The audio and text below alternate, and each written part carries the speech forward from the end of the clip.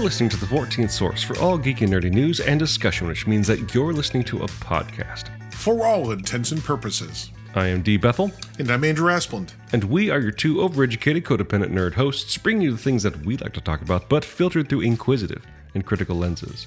In the episode for Friday, August 16th, 2024. The episode where Andrew doesn't touch his mouse. Yes, Sorry, this is this ongoing joke. So, a little behind the scenes look for you, dear listener. Yeah, a little behind the scenes. I'll start doing shit on my computer. Like I'll start looking at some things that we're talking about or whatever. I have a very loud mouse. Or you just get bored listening to me. Yeah. Like, I'm just going to do other things. I get bored listening to me. That's the worst part. Like literally, I'm like talking to Dan while looking at something else. No, but the joke is that I have a loud mouse. And you are an aggressive mouse clicker. And for a while, I've actually, as I edit some of the episodes, I'm like, oh, yikes. I'll even tell myself like, oh, yikes. And I'll delete whole, like, if you were to see the audio file, you're going to see just like, there's just Andrew's stuff is blank for the longest time because I deleted it. It's just mouse clicks. Well, so anyway, Dan was editing recently and said, dude, you got a loud mouse.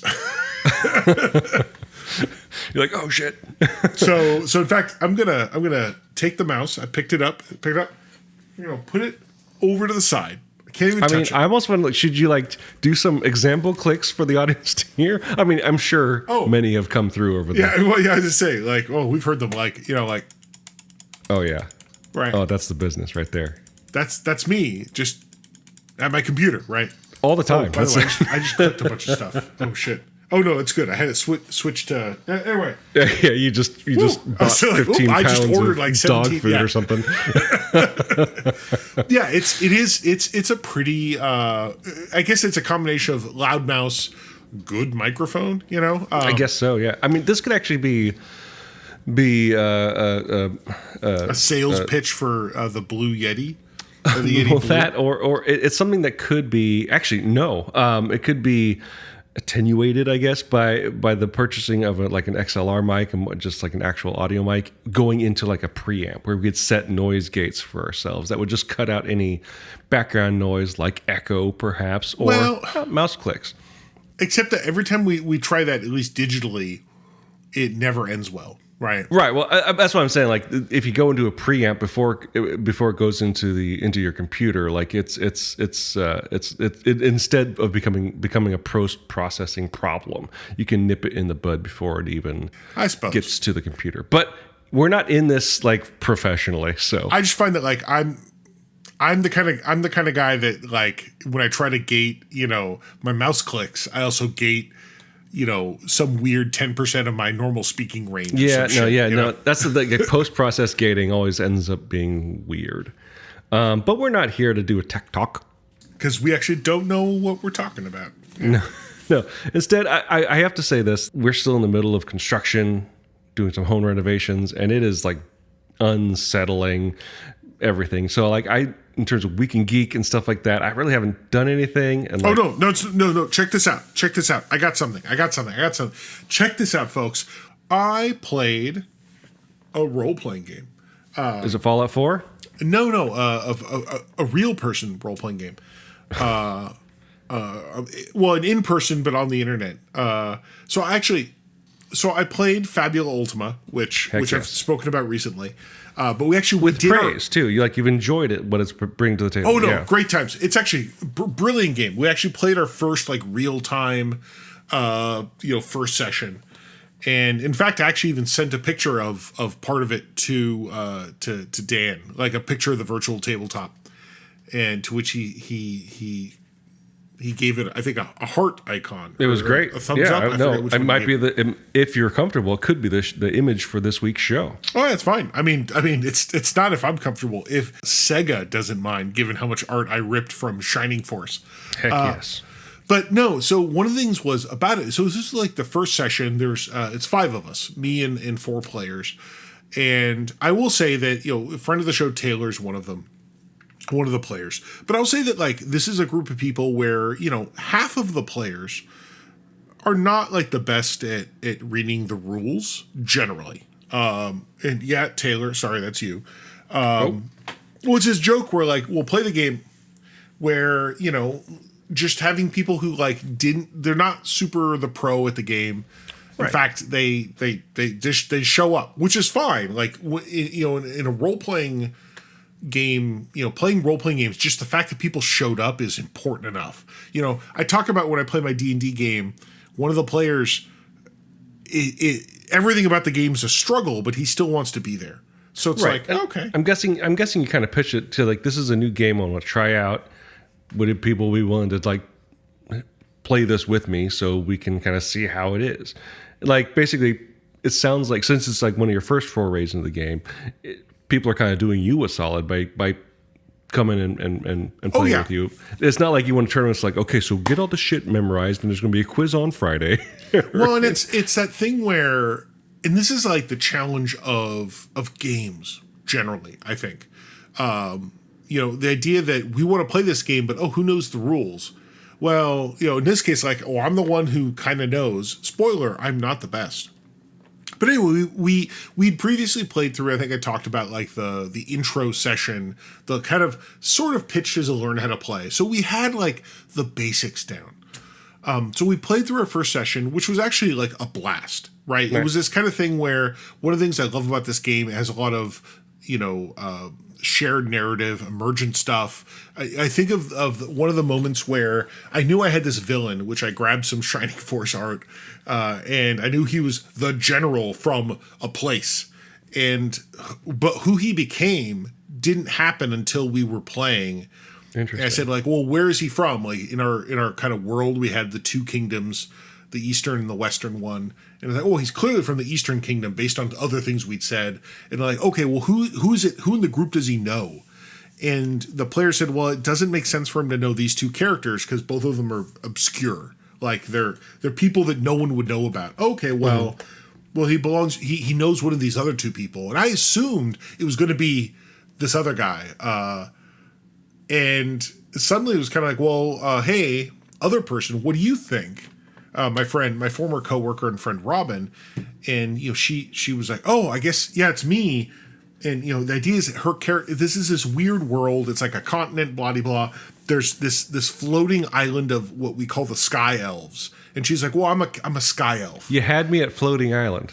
And so her character is basically this Sky Elf who's no longer on the floating island, like came down to the rest of the world, and then she says, like, oh yeah, no, this guy, like, I'm the one who knows him because he basically captured me, he kidnapped me, and he basically was trying to, like, you know, I don't think she said abuse, but like use me for my magical powers. And it was like, whoa, girl, have you played Final Fantasy VI? I was thinking the exact same thing. And the joke was like, I think there was two of us who were like, oh, that's just Terra, but like, again, and she's like, Tina. Tina. She actually said, the player, she actually said, I don't know what you're talking. I've never played that game, but it was like, but my character named Branford is, but it was just this thing where it was like, oh, you know, that was a solid, that was just like a cool, and that just emerged because this player was given the challenge of how does this person know you because no one else kind of wants to claim it, and she just grabbed that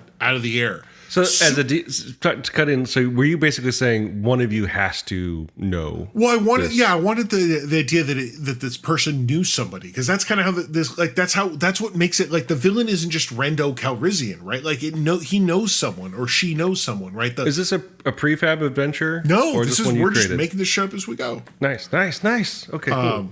And that's actually like why this game is fun for me, because this evokes some of the stuff I used to do in and other you played games. a lot of JRPGs. Right. And so it's like it's quick for me to grab that. So yeah, she did that. That was great. But then during this battle, and I love the fact that like I didn't even name the character. I said, well, he's General something. What's he going to be called? And someone said, looking at the sprite I picked, said like, oh, his name's Skullface. And then we're like, no, it's not Skullface. That's too on the nose. No, it's Skalsfass. And the joke is that like this is either that's just what it is, or it's like this is that bad translation where it's like. Or it's like, yeah. My first thing was like, well, translate skull into German and face into French, and then stick them together, and you're good. Like, and I was thinking of the joke that, like, in Phantasy Star, the series, you know, that the villain Dark Force, but in the first game, his name got translated into English as Dark Falls. FALZ. Which is pretty cool. Which, to the point where then some people interpret it as Dark Phallus. And it's like, whoa, that's a different game. But it's that idea that, like, no, this is the General Skalsfass. And it's like, yeah, that's clearly, probably in the original Japanese. It sounds like a Hideo Kojima character at this point, to be honest. In the original Japanese, his character's name was obviously just Skullface, except somehow in the American translation, it became Skalsfass. Here's Hard Man. So we did the Mega that, Man character. and that was that was great. But what we did have a problem, though. We had a problem in so much that in this final battle of the session with the villain, right? Basically, it became. Looking back, it was clear to me that I think some of the players, they made some assumptions about things, the way they were making choices. Basically, we didn't talk about what happens if you run out of hit points in a battle, in a conflict. And there are rules. And the rules basically are, well, then you either choose to sacrifice yourself and your character dies forever, but you have a glorious sacrifice, right? That, like, saves the day. I mean, i.e., I guess, or whatever, right? This is the Aerith thing. Yeah. That's good. Wow. I now went old school, like Polymaporum. Or Polymaporum. Or in the alternative, you basically surrender and there's some consequence. It's a minor one. But there's no, like, and then once that happens, you're now out of the scene. Mm-hmm. And I think people just assume that, like, no, this is going to be like, you could just bring people back. Like most tabletop role-playing games do, where, just cast heal and they're back. So when someone, when a character lost their hit points, it was like, actually, you're out of this now. It created such like a weird like thing where we're like, and again, I'm reading the book. I'm like, I have the book out. It was such a like, this is a bit weird. No one expected that. Like, I think people thought like, no, we'll just come back with hit points. No one expects the Inquisition of the Dungeon Master's Handbook. And so that this becomes relevant. I think for me, an interesting discussion thing is that I then went on to this Discord I'm part of. It's a role-playing game Discord. I think it's essentially semi-private because it is like only people that subscribe to the Patreon get access. So there's like probably less than 100 people. Okay. Except one of them is in fact the designer of Fabula Ultima.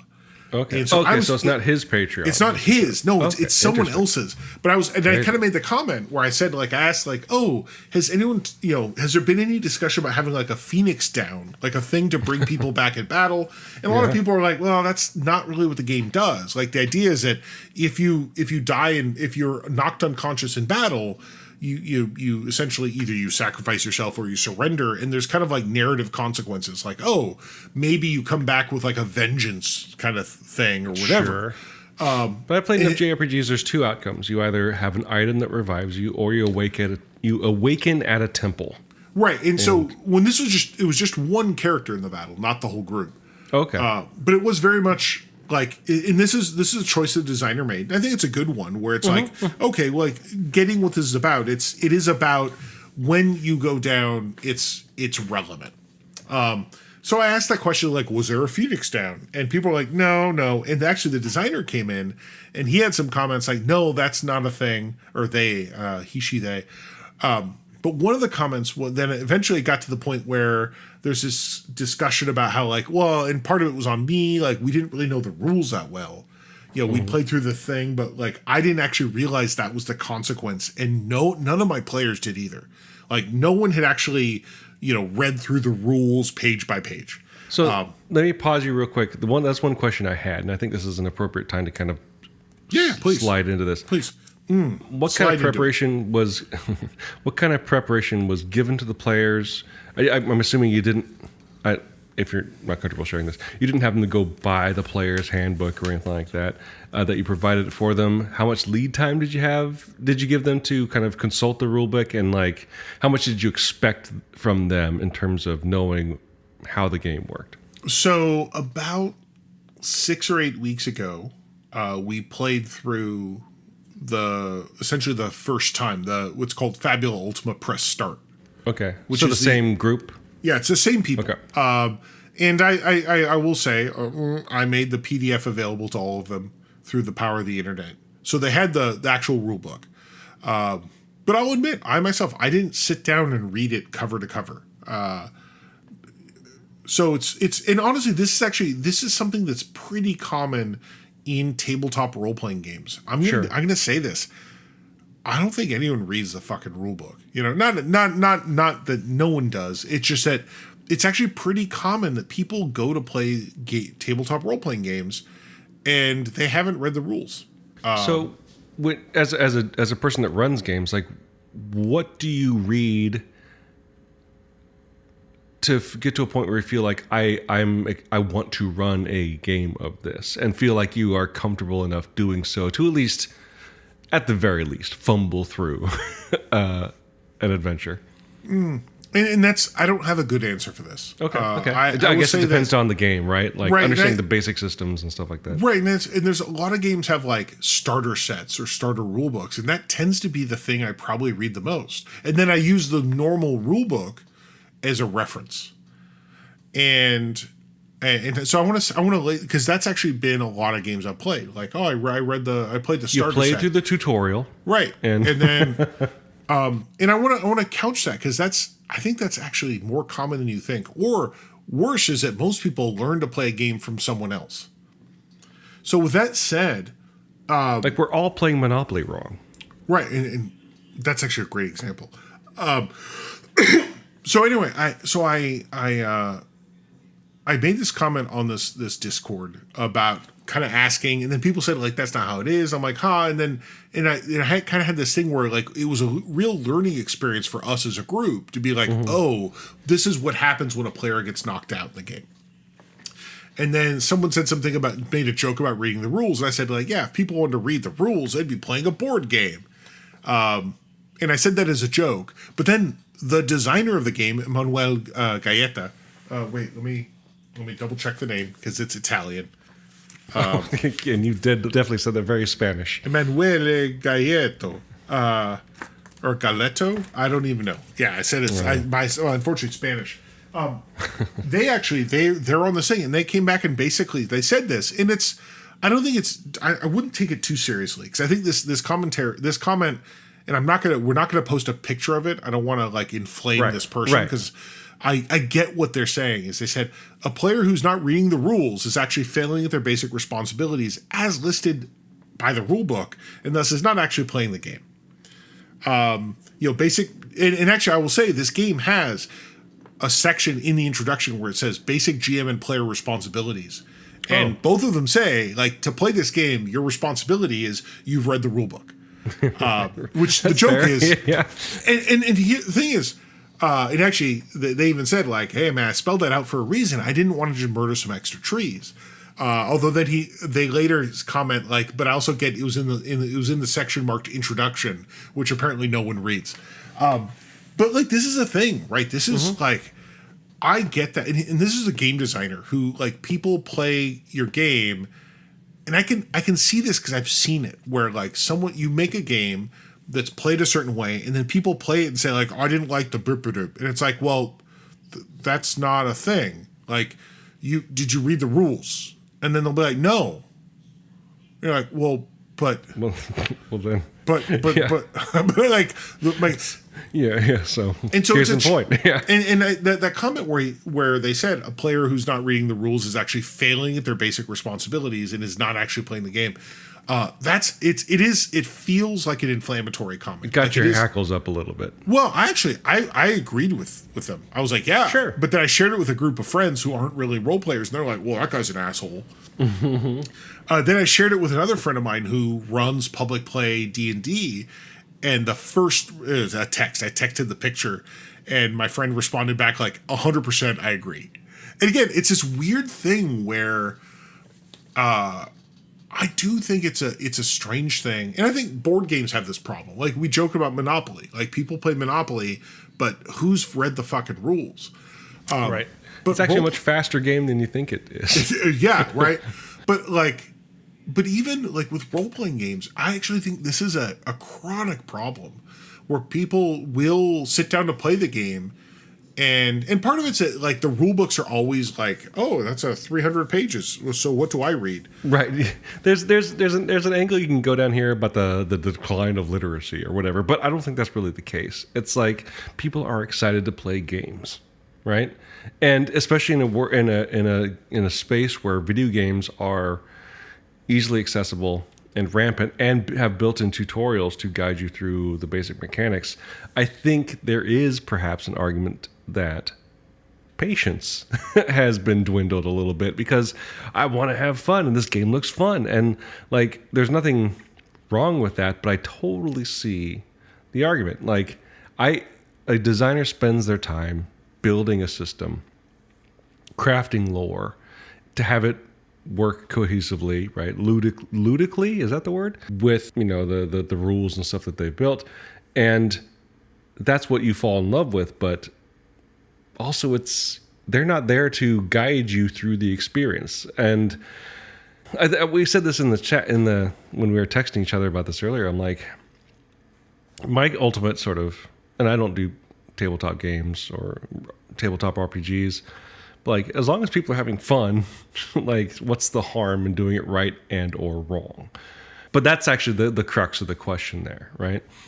Well, and I will say that, you know, kind of parallel to the discussions I was having in one area with some friends, and also on this Discord, on that same Discord in another channel, there was a discussion that came up of rule books for TTRPGs, and so the Discord, I'll say it's the Knights of Last Call, which is it's a YouTube channel. Where it's basically these dudes from, I think, Ohio that like talk about role playing games. But actually, they have this. They're relatively popular.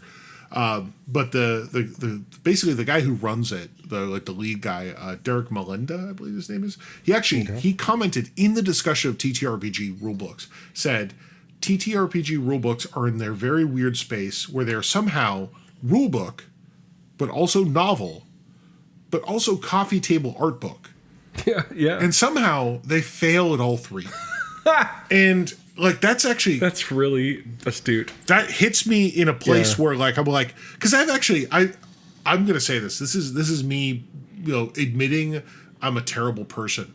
I've thought a lot about role-playing games and games, but really tabletop role-playing games, and how suddenly I think back to when I was a kid and my brother played a game called Starfleet Battles. Which was this bullshit Star Trek ship fighting game that was painful. But the rule book was written like a technical manual. Like, it literally was like, hey, the rule for this is 7.6.3.2. You know, go check that. And it really was like, oh yeah, if you could have like a binder with all the rules and you just keep adding pages of the new shit, and they would go in the section where they belonged, because that's how they wrote it. I think the one that people reference also is Advanced Squad Leader, which is like a war fighting, you know, like a World War II war fighting game that has a rule book that is like written like a technical manual. And I'm like, why don't more games do that? Like, actually, Magic the Gathering has a comprehensive rule book that is just that. Like, oh, the rule for land is on, you know, 1.7.8. That tells you what the rule is. Right. And that's not a good book to sell people for, like, learn to play the game, especially for at a certain beyond a certain price point. But also, that's like, but when you're playing the game and, oh shit, I need to look something up, that's useful, right? And I was really thinking about that. Like, yeah, it's a rule book, but also a novel, but also a coffee table art book. And it's like, shit, you know, like the new D&D Player's Handbook came out, or is coming out, and again, it's like, well, here's lots of big splashy art. Here's a lot of like narrative about how to get there, but then here's also the fucking rules, all in one book. It makes me wonder if, like, do you think TTRPG development is going to hit a reckoning here between like what is made available for free, they're already what hitting a is reckoning available for purchase? The problem is the real reckoning is, but what if it was all online?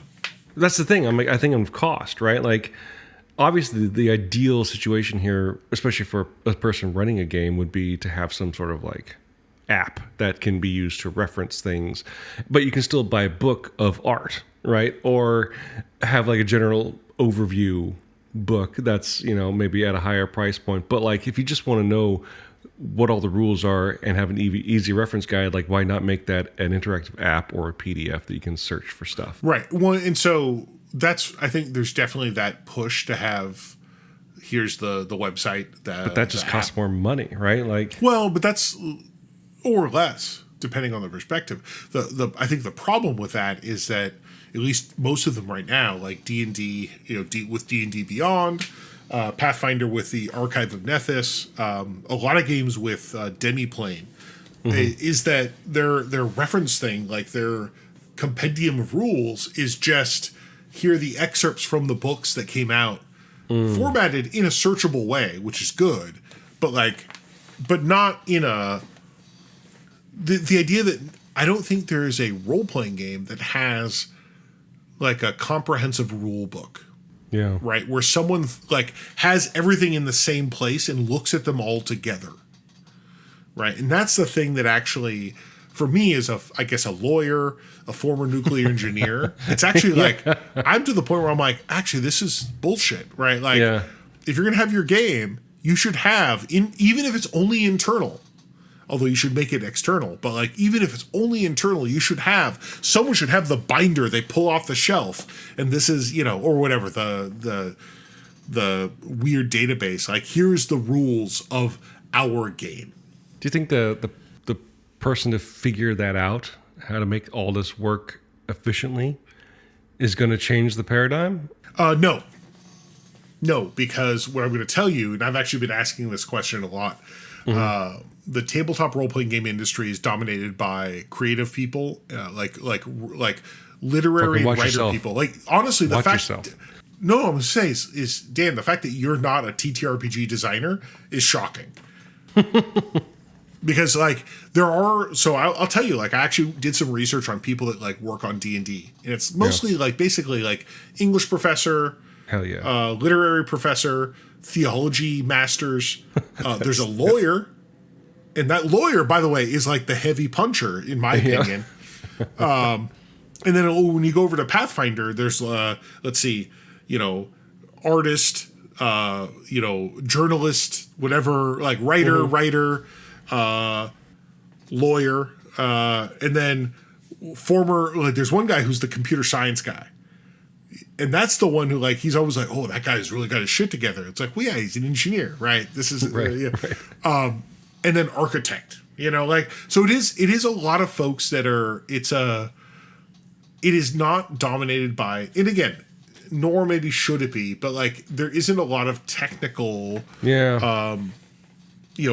That's actually surprising to me. Yeah. I think the lawyers actually are probably the one that wins. Like, there are probably a fair number of lawyers, and those are the folks who have like, oh, this should be actually structured. I'm like, yes, But that's not, like, in fact, I've actually I've sat at a table with someone that works at a role-playing game company who basically said, like, oh, you can always tell when the lawyer's writing because they always capitalize the important words. And I'm like, as they should, But again, it's an industry dominated by, a lot of, like, just kind of people with more, like, literature, writing, and journalism, and whatever backgrounds. And on all those professions, or at least those fields, tend toward traditionalism in a lot of ways.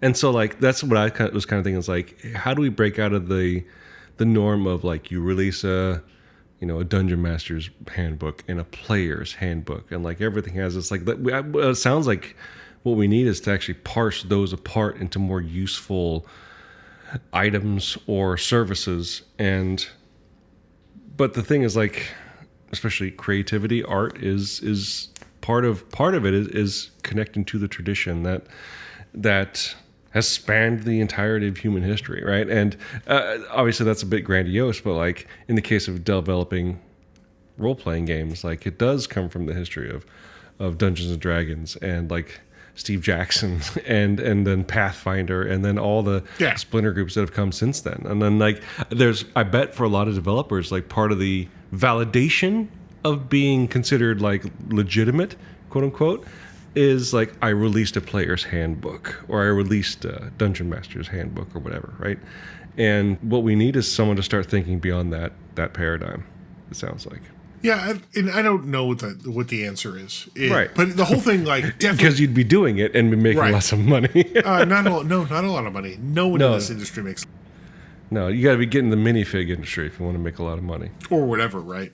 But either way, the whole thing definitely got me just thinking and just seeing kind of like, and again, getting the idea that this game designer said something that sounds really like bullying or gatekeeping, but at the same time, like, no, this is someone who designed a game, and then and actually I'll say the comment I read earlier, they actually followed up later where they say people who played their game at conventions or whatever, who or just play the game and then like reach out to them, who haven't read the rulebook through and who haven't played through the starter scenario, who basically like miss the whole point, and like they're like, oh, this game was bad. And again, it's like, well, that's okay, the frustrating part. But like, I mean, yeah, your experience was bad, but part of it was that you did it wrong. You did, like, this was trying to achieve a certain experience, and you missed that part. Mm-hmm. And that's tough. Yeah. And it's a weird. And actually, I think about all these. You can't be over everybody's shoulder, right? Right. And I think a lot about how many games that I played where, like, I played a board game where, like, oh, we didn't actually read the rules properly, or we misunderstood something, and we had a really bad experience, and it was like, oh, but that wasn't the way it was supposed to be played. Right. Or games that, like, I mean, I think a lot about like the what are they called? The Souls series? Yes. Whatever. Like the idea that people that play, one of the Souls games, and they're like, this game fucking sucks. It's like, well, you weren't playing it right. It's like, well, what do you mean? I mean, I picked it up and it just fucking brutalized me. Right. It's like, well, no, but the whole point is this other playing paradigm that you weren't aware of. Right. And I think one of the Souls guys, he's kind of like, no, you learn to play my game or whatever. I'm not here to cater to you. And the director, is it Miyamoto? Is it Miyamoto? I think it might be Miyamoto. I don't know. No, it's Miyazaki. Sorry. Yeah. But this is this thing where it's like, that is, it is, like, I get that experience. Like, this guy wanted to make a game where, no, you have to learn to get good, But video games are a bit more contained, right? Like, you have to an extent, conform to the boundaries that the developers like you can't like play Dark Souls wrong. Well, you can, but you can't play it like in a weird way that's not like, you can't, I don't play it I'm not gonna reality. You can't RP fucking Dark Souls. You can't RP Dark Souls.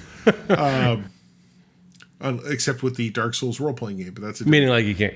Anyway, it's interesting because I was about to make the comment like, well, how many experiences have you had perhaps where breaking the rules has made the game experience better? But what we run into there, I think, is actually maybe a key point of what we're talking about, which actually ties back into being a creative, being an artist. I think of someone like Pablo Picasso, who's known for his cubist work, his nigh surrealist abstract work. But the thing is, Picasso knew how to draw and paint traditionally, classically, perfectly. He was a gorgeous artist. And he's a great example of the ideal, which is you got to know the rules before you break them. And I think maybe I guess that's a question I'm going to kind of pose to you. It's like, how many experiences have you had where like the game was still enjoyable because you either didn't know the rules and interpreted them in your own way, versus you knew the rules, but like, let's break it to make it what my players want, or to make it what you want, to make it a better experience? That's a hard one. I mean, I do feel like I guess we should say, like, there's probably in most games you don't know all the rules 100% because you're not the developer. Right. Well, and I think like that's an easier question for me to fathom, like in like all games, like with board games, right? Like I've played board games where we didn't understand a rule and we're like, oh, this game fucking sucks. We just literally did not see this thing or did not understand this rule.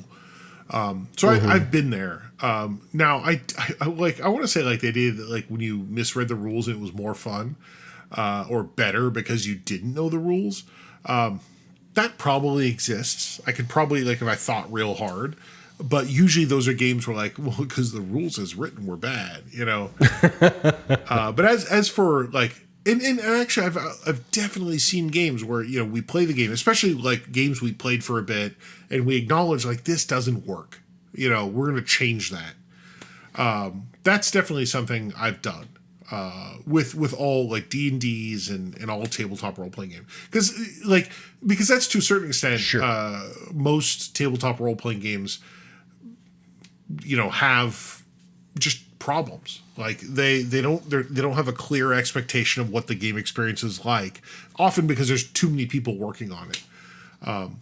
Although I want to distinguish because Fabula Ultima has one person, and they know what the experience should be like. But like a lot of like D&Ds and stuff like there's hundreds of people, and whoever wrote that thing doesn't know what the fuck they're doing. You know. Well. To kind of wrap up, I guess the question I wanna end on is: are you going to read the fucking rules to Fabula Ultima, Andrew? Oh my god, I felt so bad.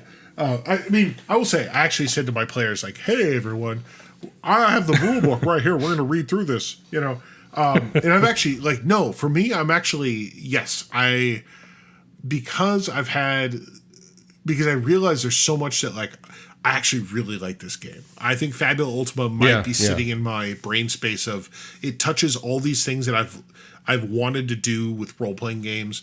It has like a thing that just it does what I want. So I wanna play it right. And and you got mildly publicly shamed. No, it wasn't public. It was private. No, actually, they were like. They're very supportive of answering my questions and the things the concerns I had, and being kind of like, yeah, that's not like what you should be doing, you know, like right.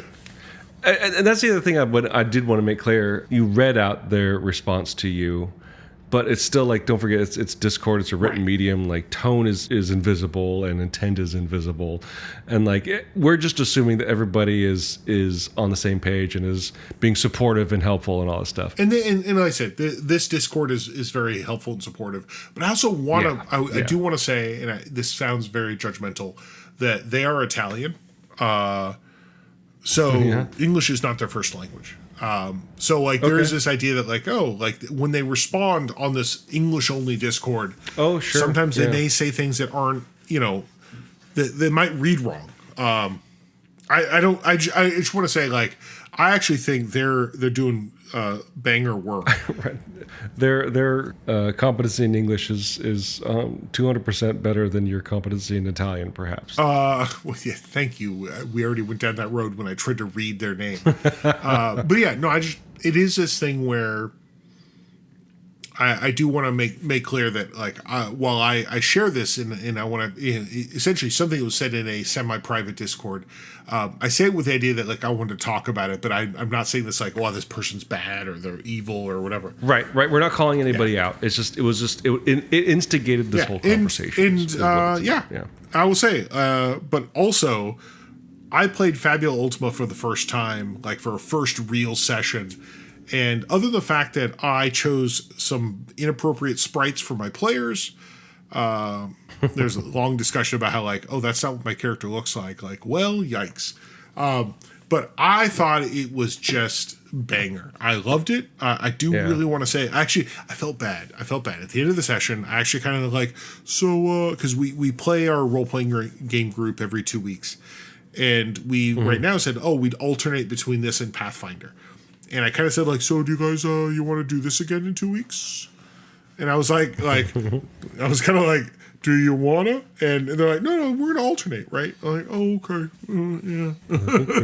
Yeah. And I realized, like, oh, man, that was me just being so jazzed for this new thing I like. I think about all that time you get spent on sprite work, though. Well, the real problem is actually the map. Boy, oh boy, building that map in the style of Final Fantasy II is kicking my ass. 4? No, 2. I used 2 because when I looked at all the different map tile sets using Pixel Remaster. Oh, okay. I found that 2 just like had because they're all weirdly slightly different and they don't mix well. So I was like, well, I'm going to pick one. So yeah. Well, that's cool. That's an interesting conversation, and I'm glad you brought it to the floor. That you didn't have to really be part of. No, I'm teasing. I had questions. Yeah. So anyway, I'll just say last thing again.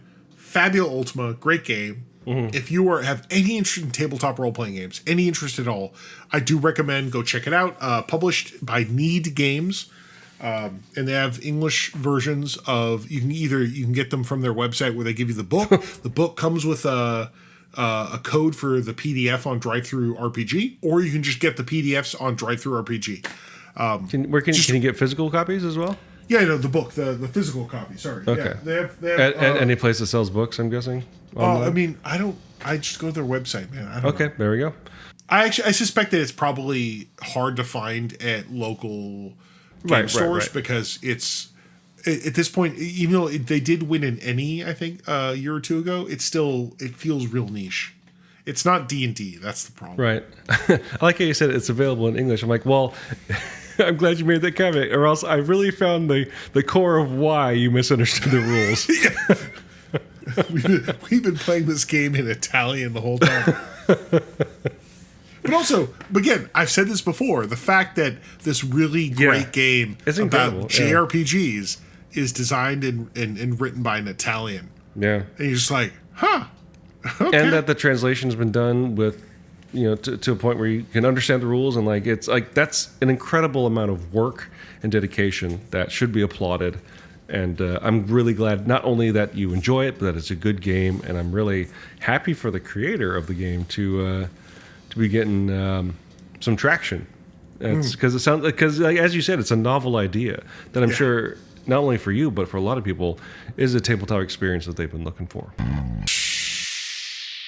So if you, dear listeners, have any thoughts about the topics we discussed this week, feel free to leave your thoughts as comments on the page for this episode at forallintents.net. You can also post your comments or engage in conversations with other listeners on our Facebook page. You can find us on other social media as well, specifically places that Andrew and I frequent, which means you can find Andrew on Mastodon at ProfoundDark at Dice.camp, and you can find me on Instagram at DBethelComics. While you're at our website at forallintents.net, you can also take a look at our YouTube page, which you can find by clicking on the link in the corner that says YouTube. There you'll find, our show, simulcast on YouTube. If you do listen to us on YouTube, please like and subscribe, and as the kids like to say, ring that bell. We use 2 tracks of music for our show. One is called Disco Medusae, the other is called District 4. They're both written and performed by Kevin McLeod, the Clan McLeod, immortal swordsman, graph paper enthusiast, and musician extraordinaire. You could find his music and more at incompetech.fieldmusic.io, and that's all licensed under the Creative Commons 4.0 Attribution License. If you'd like the show and like to help us out, the best way to do so would be to subscribe to the show using whichever podcasting service you happen to use. What would help us out even more, though, would be to leave some sort of review, whether a text review or using their proprietary metric will spread the word to new potential listeners through the magic of algorithms.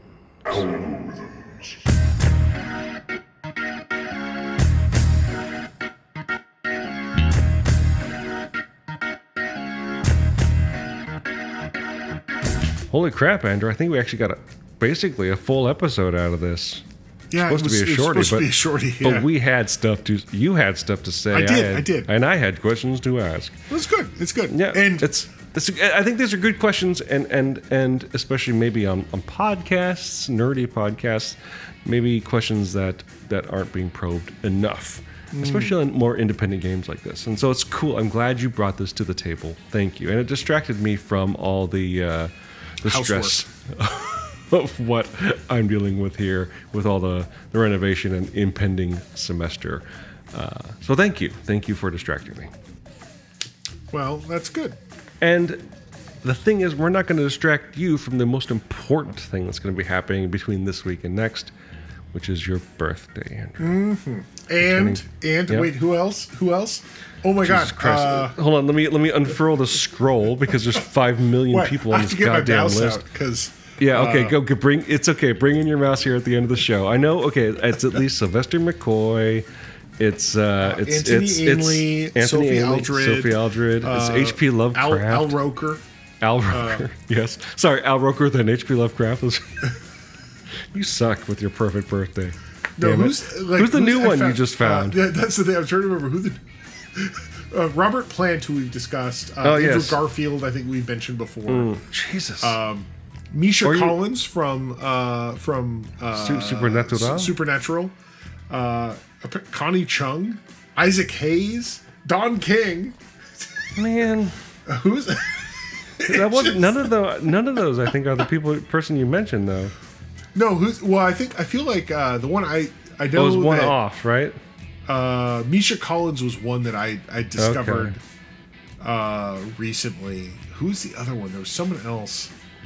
I sent it to you and Taylor. Let me just go back. Go back in time. We'll cut this out. Oh, Ke Huy Quan. Oh shit, that's right. Yeah. That was the one that was like, man, what? I wish I were born on August 20th. It's just like, can what? I? Oh, you want to trade birthdays? No, I was like, can I go to like the? Can I go to the? What do they call it? Like the office in Sacramento, like the Rickards office, and go like, can I change my birthday? I can change my name, right? I can change my address. Why can't I change my birthday? Yeah, it's just like every time I find, it's just to find out like, oh man. I don't hate my birthday. I got Freddie Mercury. I got the outlaw Jesse James. I got Sophia Loren. It's not bad company, but dude, you've got a party.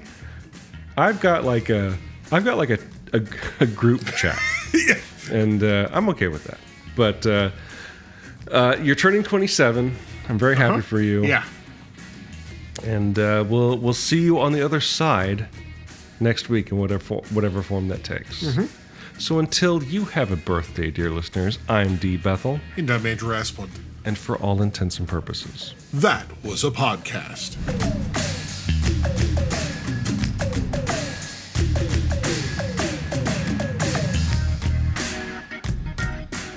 You can also post your conversations or engage you. No, you can also... Jesus. You can do this. It's the Batarang, but it's the Patangarang. I like it when you bring fun topics to the show. You should do that more often, District. I try. you should do that more than once a year. You should be more engaging. Yeah. Generally. So no longer Balbazac, the legally distinct Balbazac.